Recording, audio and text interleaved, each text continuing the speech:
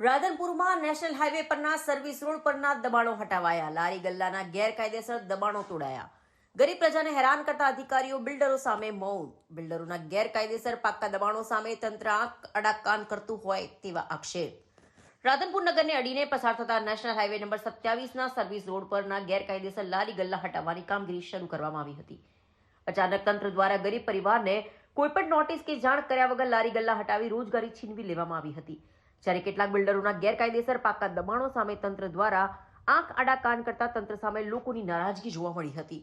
રાધનપુરના હાઈવેના service રોડના footpath પર ગેરકાયદેસર મૂકવામાં આવેલ લારી ગલ્લા હટાવવાની કામગીરી અચાનક તંત્ર દ્વારા હાથ ધરવામાં આવી હતી.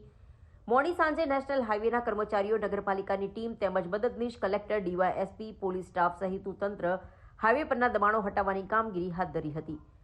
રોજે રોજ કમાઈને ઘર ચલાવતા ગરીબ પરિવારના લોકોના લારી ગલ્લા હટી જતા તેમને રોજગારી છીનવાઈ જતા તંત્ર સામે નારાજગી પણ જોવા મળી હતી.